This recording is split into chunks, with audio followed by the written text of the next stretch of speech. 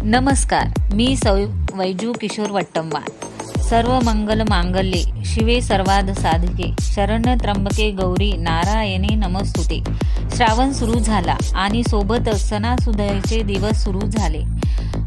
नुकता श्रावण संपला आणि बाप्पा आला आणि सोबतच गौरीलाही घेऊन आला, म्हणजेच आपल्या सर्वांचा गौरी गणपतीचा सण। काही जण यालाच महालक्ष्म्या असं सुद्धा म्हणतात। 1.5 दिवसाच्या बाप्पाचं विसर्जन झालं की लक्ष्मीची तयारी सुरू होते।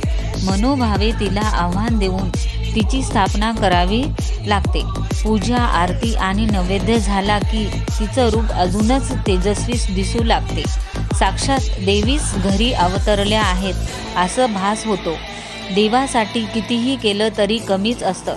देव आपल्याला इतकं भरभरून देत असतो, तर आपणही आपल्या परीने झालं तेवढं करायला काय हरकत आहे।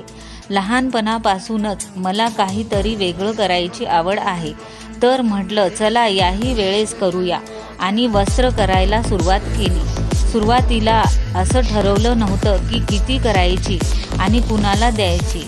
जसं करून झालं तसे केले आणि देवीसाठी ते दिले, पण ठरवलं नसूनही 9 देवीसाठी वस्त्र देऊन झालं आणि देवीच्या 9 रूपांना वस्त्र अर्पण केल्याचं समाधान मिळालं। तुम्हाला माझी ही वस्त्रे कशी वाटली ते नक्की सांगा।